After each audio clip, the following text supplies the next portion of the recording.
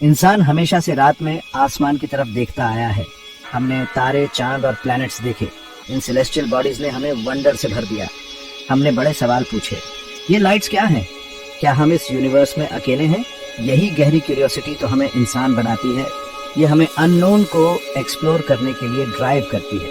ये हमें हमारे कॉस्मिक घर और उसमें हमारी जगह के बारे में और जानने के लिए पुश करती है। स्पेस एक्सप्लोरेशन सिर्फ देखने से कहीं ज्यादा है, ये आगे बढ़ने की बात है। ये यूनिवर्स को एक ग्रैंड स्केल पर समझने के बारे में है। जब हम स्पेस एक्सप्लोर करते हैं तो हम तारों के जन्म के बारे में सीखते हैं। हम दूर नए प्लैनेट्स खोजते हैं। हम एक्सट्रीम कंडीशंस में फिजिक्स के लॉज की स्टडी करते हैं। ये नॉलेज हमें अपने प्लैनेट अर्थ को और बेहतर समझने में मदद करती है। ये हमें यहाँ घर पर प्रॉब्लम सॉल्व करने में मदद कर सकती है। यूनिवर्स एक बहुत बड़ा लेबोरेटरी है जो हमें ऐसी इंसाइट्स देता है जो हम कहीं और से नहीं पा सकते। इसे एक्सप्लोर करना हमारे होराइजन्स को हर तरह से एक्सपेंड करता है। एक्सप्लोर करने की चाहत तो हमारे रग रग में बसी है। स्पेस बस अगला बड़ा महासागर है। इंसानों के स्पेस की मुश्किलों में जाने की हिम्मत करने से पहले दूसरे अर्थलिंक्स ने रास्ता बनाया। सबसे फेमस पायनियर्स में से एक थी एक छोटी सी डॉग जिसका नाम लाइका था। वो मॉस्को की सड़कों की एक स्ट्रे डॉग थी। 1957 में सोवियत यूनियन ने स्पुतनिक 2 लॉन्च किया। लाइका इस स्पेसक्राफ्ट पर सवार थी। वो अर्थ से हमारी प्लैनेट को ऑर्बिट करने वाली पहली लिविंग क्रीचर बनी। उसका मिशन एक बहुत इंपॉर्टेंट कदम था। साइंटिस्ट को यह जानना था कि क्या कोई लिविंग बीइंग लॉन्च और स्पेस फ्लाइट के कंडीशंस में सर्वाइव कर सकता है। लाइका का सफर इन अननोन्स का एक टेस्ट था। लाइका का सिलेक्शन रैंडम नहीं था। उसे उसके शांत स्वभाव और छोटे साइज के लिए चुना गया था। सोवियत साइंटिस्ट का मानना था कि एक स्ट्रे डॉग रेजिलिएंट होगी। उन्होंने सोचा कि ऐसा डॉग भूख और ठंड जैसी हार्श कंडीशंस का आदी होगा।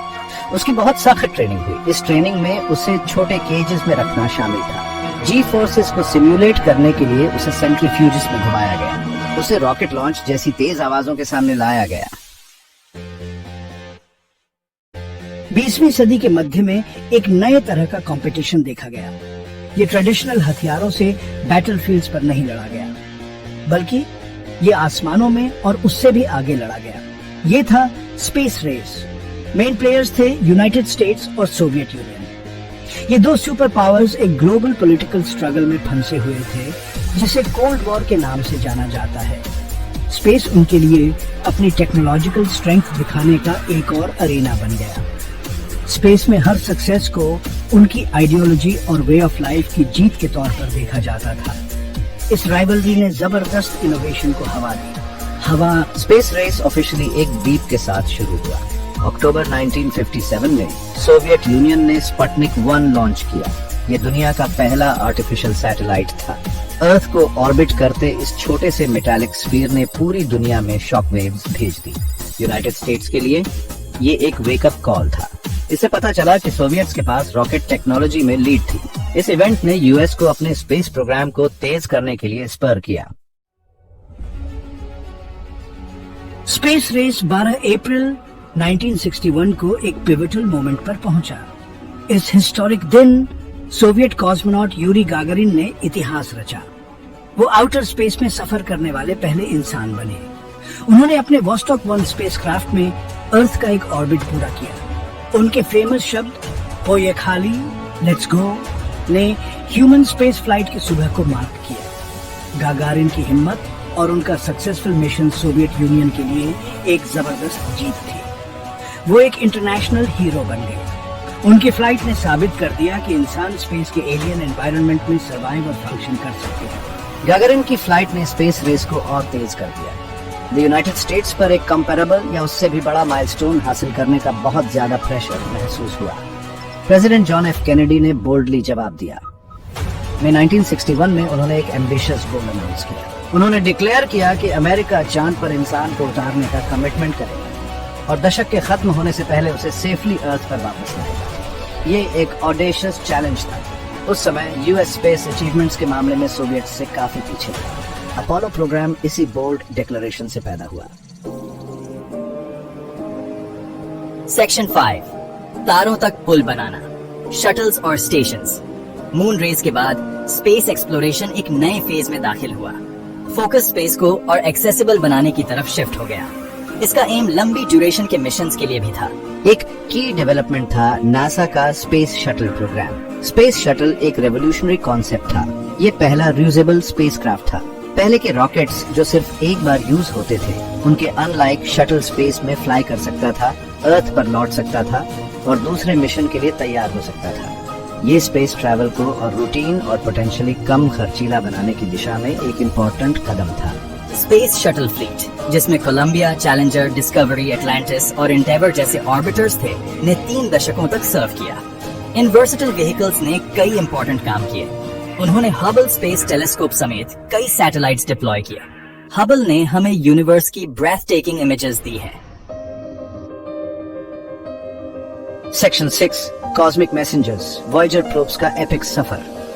जब इंसान लो अर्थ ऑर्बिट और मून को एक्सप्लोर कर रहे थे, रोबोटिक एक्सप्लोरर्स बहुत दूर तक वेंचर कर रहे थे। इनमें सबसे रिमार्केबल थे वॉयेजर 1 और वॉयेजर 2 प्रोब्स। नासा ने इन ट्विन स्पेसक्राफ्ट को 1977 में लॉन्च किया। उनका ओरिजिनल मिशन हमारे सोलर सिस्टम के outer planets Jupiter, Saturn, Uranus और नेपट्यून की स्टडी करना था। ये एक ग्रैंड टूर था जो इन प्लैनेट्स के एक रेयर अलाइनमेंट से पॉसिबल हुआ।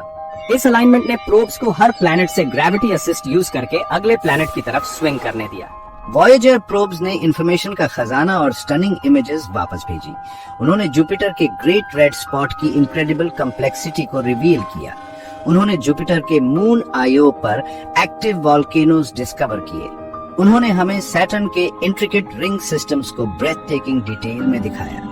वॉयेजर 2 ने हमें यूरेनस और नेपट्यून के पहले क्लोजअप व्यूज दिए। ये दूर के आइस जायंट्स, यूनिक एटमॉस्फेयर्स और मून्स वाली डायनेमिक वर्ल्ड्स के रूप में रिवील हुए। सेक्शन 7 नया फ्रंटियर, प्राइवेट वेंचर स्पेस तक पहुंच रहे हैं। कई दशकों तक स्पेस एक्सप्लोरेशन मुख्य रूप से गवर्नमेंट एजेंसीज का डोमेन था।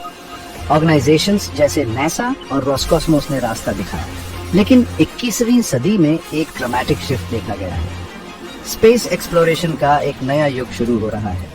इस युग की पहचान प्राइवेट कंपनीज के उदय से होती है। ये कमर्शियल वेंचर्स इस फील्ड में फ्रेश आइडियाज, इनोवेटिव टेक्नोलॉजीज और एक नया डायनामिज्म ला रहे हैं। उनका एम स्पेस को और एक्सेसिबल और अफोर्डेबल बनाना है। ये बदलाव स्पेस में ह्यूमैनिटी के फ्यूचर के लिए एक्साइटिंग पॉसिबिलिटीज खोल रहा है। कंपनीज जैसे स्पेस एक्स, जिसे इलॉन मस्क ने फाउंड किया, इस रेवोल्यूशन में सबसे आगे है। स्पेस एक्स ने रियूजेबल रॉकेट टेक्नोलॉजी डेवलप करने में रिमार्केबल प्रोग्रेस किया है। उनके फाल्कन 9 रॉकेट्स पेलोड्स लॉन्च कर सकते हैं और फिर अपने फर्स्ट स्टेजेस को अर्थ पर वापस लैंड करा सकते हैं। ये रीयूजेबिलिटी सैटेलाइट्स और कार्गो लॉन्च करने की कॉस्ट को काफी कम कर देती है। स्पेसएक्स ने ड्रैगन स्पेसक्राफ्ट भी डेवलप किया। सेक्शन 8 रेड प्लैनेट के सपने, ह्यूमैनिटी का अगला डेस्टिनेशन मार्स। हमारे सोलर सिस्टम के सभी सेलेस्टियल बॉडीज में मार्स एक खास फैसिनेशन रखता है। इसे अक्सर इसके रस्टी अपीयरेंस के कारण रेड प्लैनेट कहा जाता है। दशकों से मार्स फ्यूचर ह्यूमन एक्सप्लोरेशन और यहाँ तक कि सेटलमेंट के लिए प्राइम कैंडिडेट रहा है। ये अर्थ के रिलेटिवली करीब है। इसका दिन हमारे दिन जितना लंबा होता है। इस बात के एविडेंस है कि मार्स की सरफेस पर कभी लिक्विड वाटर था। इससे ये टैंटलाइजिंग पॉसिबिलिटी भी आई जाती है कि शायद पास्ट में वहाँ लाइफ रही हो या शायद आज भी किसी फॉर्म में मौजूद हो। ये फैक्टर्स मार्स को एक इनक्रेडिबली कंपेलिंग टारगेट बनाते हैं। इंसानों को मार्स पर भेजना एक बहुत बड़ा चैलेंज है। ये मून पर जाने से कहीं ज्यादा कॉम्प्लेक्स है। सफर में ही कई महीने लगेंगे। एस्ट्रोनॉट्स को हाई लेवल्स के स्पेस रेडिएशन का सामना करना पड़ेगा। उन्हें लंबे समय तक एक कन्फाइंड स्पेसक्राफ्ट में रहना होगा। मार्स पर पहुंचने के बाद उन्हें एक हार्श एनवायरनमेंट का सामना करना पड़ेगा। एटमॉस्फेयर पतला है, टेम्परेचर्स बहुत ठंडे हैं, डस्ट स्टॉर्म्स पूरे प्लैनेट को कवर कर सकते हैं। सेक्शन 9 तारों के बीच हमारा फ्यूचर वंडर के लिए एक इनविटेशन। स्पेस एक्सप्लोरेशन की कहानी में हमारा सफर बहुत वास्ट रहा है। हमने सिंपल क्यूरियोसिटी के साथ तारों को देखकर शुरुआत की थी। हमने एक ब्रेव डॉग लैका को अननोन में भेजा। हमने देशों को नए फ्रंटियर्स जीतने की रेस में कम्पीट करते देखा। हमने यूरी गागारिन की पहली ह्यूमन फ्लाइट को सेलिब्रेट किया। हमने अपोलो एस्ट्रोनॉट्स को मून पर चलते देख हैरान हुए। ये सभी मॉन्यूमेंटल कदम थे जो एक्सप्लोर करने की हमारी अंदरूनी इच्छा से ड्रिवन थे। हर अचीवमेंट पिछली अचीवमेंट पर बनी, ह्यूमैनिटी के लिए जो पॉसिबल था उसकी बाउंड्रीज को पुश करते हुए। फिर हमने स्पेस शटल जैसी इनक्रेडिबल टेक्नोलॉजीज डेवलप की। इस रियूजेबल व्हीकल ने स्पेस तक एक्सेस को और रूटीन बना दिया। हमने इंटरनेशनल स्पेस स्टेशन बनाया जो ग्लोबल कोऑपरेशन का सिंबल है। ये ऑर्बिट में एक लेबोरेटरी है जो हमें स्पेस में रहना और काम करना सिखा रही है। हमारे रोबोटिक दूत वॉयेजर प्रोब्स हमारे सोलर सिस्टम से भी आगे निकल गए हैं। वो दूर के तारों तक पीस और होप का मैसेज ले जा रहे हैं। अब प्राइवेट कंपनीज इस क्वेस्ट में शामिल हो रही हैं। वो नई एनर्जी और इनोवेशन ला रही हैं, जिसका एम स्पेस को और ज्यादा लोगों के लिए एक्सेसिबल बनाना है।